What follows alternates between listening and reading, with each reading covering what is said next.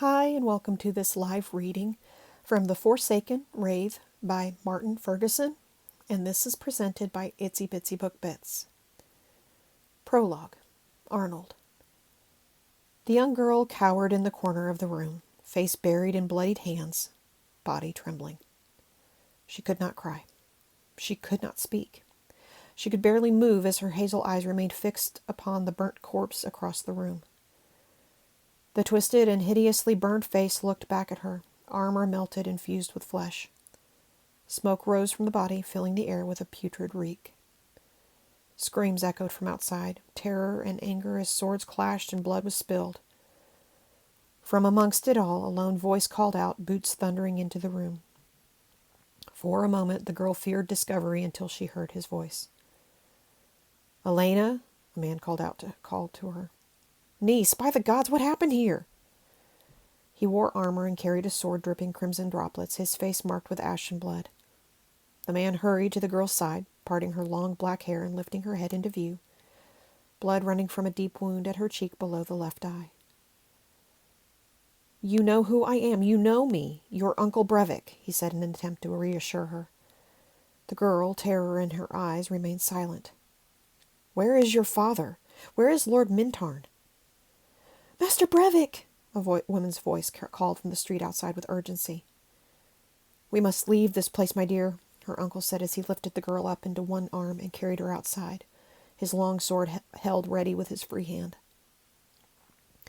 What greeted them was the cold night air, snowflakes falling and fires raging in all directions. The stench of blood hung heavy in the air, bodies of the dead and dying littering the ground. The arrowhead banners of Arnold and the Athskar family burned. The dreaded sounds of combat had died down, and both the girl and her uncle saw that the few remaining defenders of Arnold and the more numerous invaders were all silent and still. Hostilities had ended, and all looked up to the battlements of the keep. There stood several cloaked people, one robed man standing at their lead. In the falling snow, it was difficult to see any detail apart from the cruel smile and terrified, narrowed white eyes of the man. He looked down upon the ruin wrought at his command and the few survivors huddling in the courtyard. A prisoner was brought forward, a man beaten, bloody, and bound. His plate armor had been torn and twisted, his face a mask of blood with only one eye still open. "Father," the girl in Brevik's arms said with horror, tears streaming down her cheeks. "Brother," Brevik said, helpless, as he looked up and saw his brother Mintarn. "Let this be a lesson to all," declared the man with narrowed white eyes. "The ruin of the Athskar family has been wrought this night." Mintarn was lifted into the air over the battlements, arms and legs held wide. "Why have you done this?" the Lord of Arnold demanded. "Where is my family? I swear by all the gods that if you have hurt them, I will—" His threat was never finished as his words ceased with a sickening cry of agony. "Look away," Brevik told his niece, turning her head and covering her eyes. Mintarn's cries became screams as his arms, and then legs, and finally his head were torn from his body. The ruined corpse was then thrown from the battlements, landing with a stomach-churning bloody smack upon the stone courtyard ground. "We must go," Brevik's companion with face concealed but for her horrified eyes warned. "Agreed," Brevik said, tearing his gaze from his fallen brother and placing his niece upon his horse. He lifted himself up to the saddle behind her and called to the few survivors of Arnold, ordering them to run and find safety. Brevik, arm tight around his niece, turned the steed and sent it as fast as it could gallop, across the castle courtyard and out through the gates into the falling snow beyond. His companion was close behind, glad to be gone from the fires of the fallen castle. None of them looked back, Brevik and his niece unable to. Hearts broken. Chapter 1. Fulatos Fortune. Distant thunder rumbled overhead, the heavy rain showing no sign of ending as a lone young woman walked to the road. Her hood and cloak did little to keep out the downpour, soaking and chilling her to the bone. Ahead was the only place of civilization for miles, a crossroads tavern in the middle of nowhere. Light shone through the windows and smoke rose from the chimney. She heard laughter, and the scent of cooked meat and baked bread welcomed and invited. There were horses in the stable, showing that she was not the only guest that night. Splashing through the puddles, the woman then paused outside the inn door and took a slow, deep breath. She placed a hand upon her chest, feeling the arrowhead's necklace beneath for luck. "So it begins," she whispered to herself as she pushed open the door and stepped inside. Warmth enveloped her like a shining sun, a large fire burning in the hearth. The stench of ale, sweat, mud, embers, and ash overwhelmed the inviting aroma of food. Laughter and merriment, along with boasts and arguments, filled the air and ears. A knight moaned loudly about his pitiful accommodations. Dwarves shouted in drunken revelry around the hearth. A peddler of potions and trinkets promised youth, fortune, and glory for a hefty fee, of course. Wenches beat back unwelcome wandering hands, and a lone gnome bard sang in the corner without audience, strumming the remaining 3 strings of his lute. No one took notice of the arrival of another dripping, wet traveler. "Welcome to Fulatos Fortune Inn," a jovial voice called from behind the bar. A stout man with a grin as large as his belly beckoned the newcomer closer, and she took a seat upon a waiting stool. His clothes were filthy, his beard bushy and overgrown, and the hair atop his head thinning and barely covering his scalp. "All are welcome here," he said with an ever-present smile. "We have warm food, a decent ale, barely passable entertainment, and a roof over our heads to hide away from the storm. We might even have a bottle of Prologian wine stored away somewhere if you have the coin." "I'm guessing you're Fulato, the landlord and owner?" The young woman lowered her hood and wiped the rain from her face. "That I am," he said proudly. "You already know mine, so what be your name?" She gave no reply, nor did she meet his gaze. "This old place has been my home and business for more years than I can count," he said after a lengthy pause. "It be a shelter for all from the elements as it is this very night. The rain continues to fall, does it not?" "What was your first clue?" She chuckled, for her condition was answer enough. "You should remove your cloak and warm yourself by the hearth before you catch a chill," Fulato advised with concern, but a look of warning encouraged the landlord to change the subject. "Have you come alone, or are your companions seeing their horses to the stables?" "Alone," she said, fully expecting the look of surprise that appeared on his face. Past the innkeeper, hanging on the wall, was a large scratched and faded mirror. Bottles of wine and other liquors obscured much, but beyond was her reflection looking back at her. She could scarcely believe what she saw. 16 years of age, though the reflection appeared older. Hazel eyes and long black hair, but for a streak of white to her left. A deep scar that ran down her cheek below her left eye. A short straight nose and a mouth full of teeth unlike many in the inn. Beneath the cloak was a slender and agile form, but with a hint of muscle. For the past 8 years she had not starved, but had to earn and steal her meals, nothing in this life coming easy. There were more scars beneath the cloak, too, tokens from the hardships she had endured. "What brings a pretty young thing like you here alone, milady?" Fulato asked. "Food, company, or perhaps a bed for the night?" "How about a job?" she asked. "A job, you say?" he repeated with a stroke of his beard. "I'm afraid I'm not hiring any new staff at present, though I'm sure you would brighten this place up." His smile beamed once more, but his compliments and poor attempts at flattery were ignored. "I can give you a job," shouted a drunken lout as he stumbled towards them, a balding, toothless wretch of a creature. His stench made her stomach churn, as did his foul grin. "Leave her alone, Dubin," Fulato warned. "Fetch me another ale," the fool ordered as he climbed into the stool nearby and leaned in closer, his attention fully on the newcomer. "You can find employment warming my bed at any time," he sneered, lowering a hand towards his thigh. His chewed and bloody fingertips never reached their aim. The target of his lecherous charms kicked out at the legs of his stool. As Dubin fell, she drew a dagger and slammed it down onto his outstretched hand as it reached for the bar for support. The short blade punctured flesh and wood alike, leaving the fool impaled, sprawling, and cursing. His compatriots, 2 equally rotten men like him, rose and threatened her, but stopped once they saw the blade of her short sword sword in her hand with its tip upon Dubin's throat. The first man, gangly like a skeleton, brought to life, had a scarred and withered face. The second of Dubin's minions was bald and short, fat, but with a definite strength to him. A chicken leg was in one hand, and grease covered most of his face. One eye was whitened and dead, the flesh around it blackened and foul. The tavern's life died down suddenly as all eyes fell upon the commotion. The newcomer looked between the furious, snarling gazes of Dubin and his two men, certain they would attack at any moment in an attempt to overwhelm her and seize their vengeance. Her heartbeat thundered in her chest as she forced her breathing to slow, ready for the coming fight. The joints at her hand holding the short sword ached, but it was not from the weight of the weapon. Dull pain flared at her wrist and within each knuckle, but most of all at her palm. "Not now," she told herself fearfully. "Enough!" Fulato ordered as two burly guards under the innkeeper's employ rushed to his side. "Enough, lads, or I'll have you thrown out into the storm outside." The short sword at Dubin's throat lowered, but was kept at hand, ready. "And your dagger, milady?" Fulato asked. The light caught the weapon brilliantly, revealing the blade to be silver, not iron. "I'll kill you," Dubin threatened. "You won't see daylight."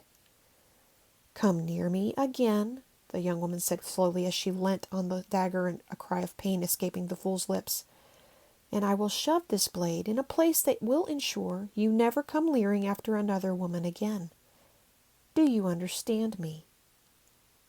His eyes opened wide with fear. It wasn't her words, but the way they were delivered, cold and promising. Once certain that Dubin would not retaliate, she tore the dagger free of the bar and his hand, drawing a moan of anguish and a final look of contempt. His companions helped him to his feet and away into a dark corner of the inn, hidden from the laughter and jeers from the rest of the patrons. "Pour her one from me," a dwarf cheered to the innkeeper. "I've wanted to stab Dubin for months."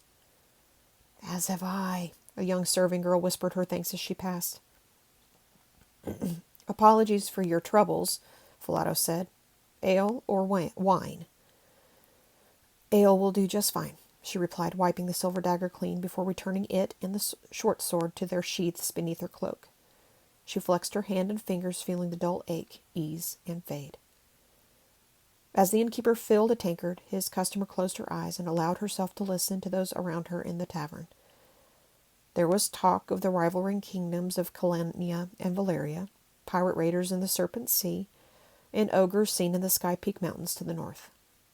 The knight boasted of slaying a dragon to any who would listen, prompting the gnome bard to launch his own verses of the known ballad of Sir Humphrey and the Dragon. Lastly, she heard hushed talk of a town 3 days' ride from them that was cleansed by the sacred, the order of mages and sorcerers cursed and derided for their actions.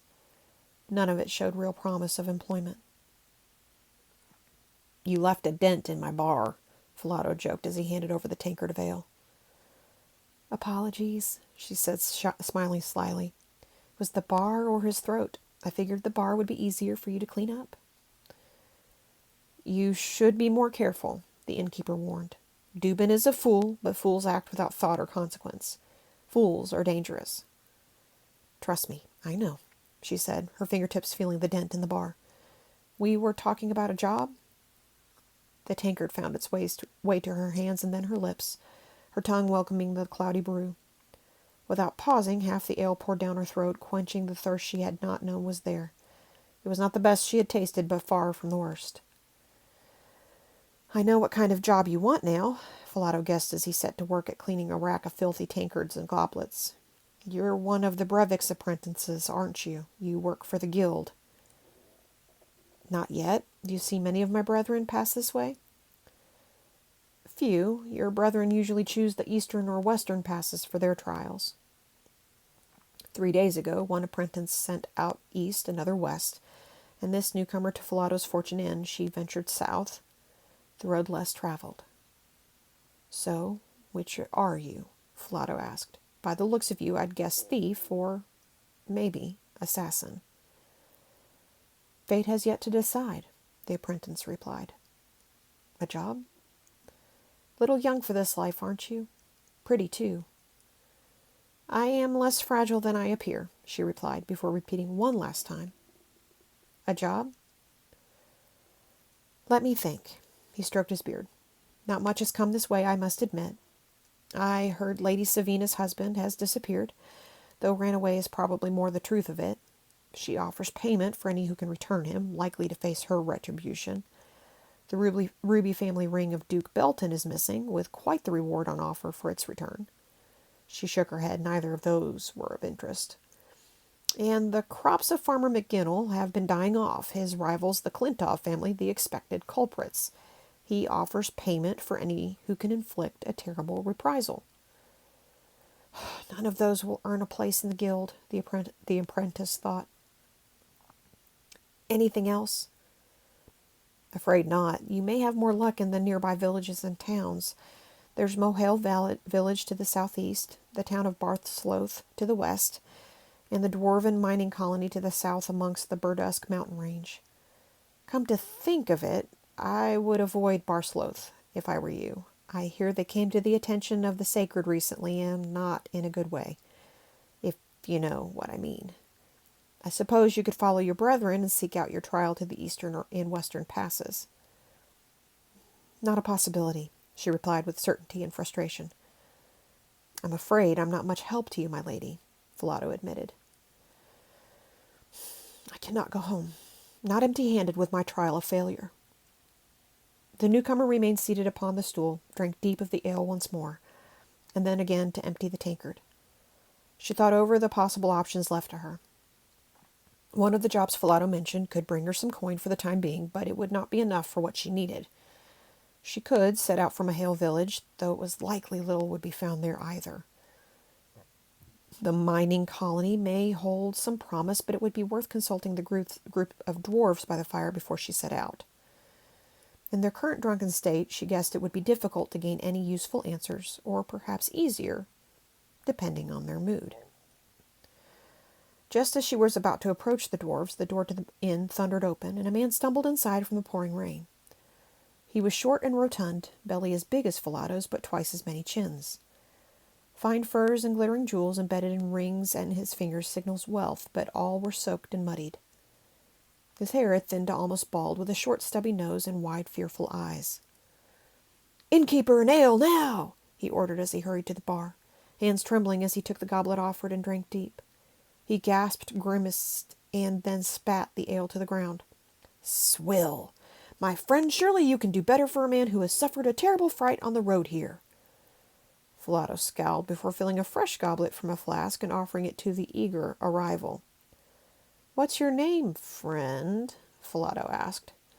"I am Tybalt Hencaster, famed and prosperous merchant of Hencaster Emporium," the man explained, his pride all too clear despite the tremors in his voice. "We are importers and traders of fine goods across our realm from Castile and far beyond. Fine furs and silks, spices from distant lands, gems from the Burdusk Mountains, and so much more. All are purchased in the markets of Athorn, Brewcast, and Rhines, and the Hencaster name growing with each passing of the sun. In fact, I heard just the other day—" "What terrible fright befell you?" Fulato asked, using the merchant's words and stopping his tirade of self-praise. The unnamed apprentice remained at her seat, listening closely. "My brother Jefford and I, we were on the road through Arnak Forest," Tybalt explained. "We are business partners, and we're leading a caravan of goods from the port of High Tide bound for the city of Rains." "What goods?" Fulato asked. "4 wagons filled to the brim. Of their contents, all I can say is that it could buy this tavern 10 times over. And now all is lost. My brother, too." "What happened?" the apprentice asked, eager for the merchant to get to the point. "All is lost," Tybalt repeated sorrowfully. "In the midst of the forest we were attacked, my guards slaughtered, and the wagons ravaged. I barely escaped with my life, taking flight upon the only remaining horse." "What attacked you?" Fulato asked. "Bandits? Creatures from the forest?" "It all happened so fast, I never saw it, but it slew a score of the best guards money could buy. Their screams will forever haunt me." "It," the young woman noticed. Tybalt said "it" singularly. He knew exactly what "it" was that fell upon his caravan, but was keeping the truth to himself. "And your brother Jefford?" she asked of the merchant. "What happened to him? You seem certain that he is lost, yet Could he not have escaped as you did? He fought and told me to flee, my girl. She looked at the blade sheathed at the merchant's side. The hilt glittered with gold and jewels, the handle showing no signs of wear or use. The weapon was for show, nothing more, and she doubted it had ever been drawn in anger. The merchant likely fled and abandoned his brother the moment trouble fell upon them. A coward. So your brother may not be dead, Fulato guessed. I suppose not, Tybalt admitted, a hint of doubt and possibly disappointment in his voice. I heard screams. He cannot still live. Perhaps someone should go check, Fulato said with a quick glance at the apprentice. I suppose there would be a reward for any information of their fate, or possibly even your brother's safe return. Why, yes, I suppose so. The merchant looked around the room. That depends, though. Are there any brave souls who would undertake this challenge for me? Nobody answered, none willing to venture out into the pouring rain, especially to face whatever wrought ruin upon Tybalt's caravan. A pity there are none with courage under this roof, the merchant said, though it was clear he was relieved. I wouldn't be so sure, Fulato replied, noting the empty stool at the bar.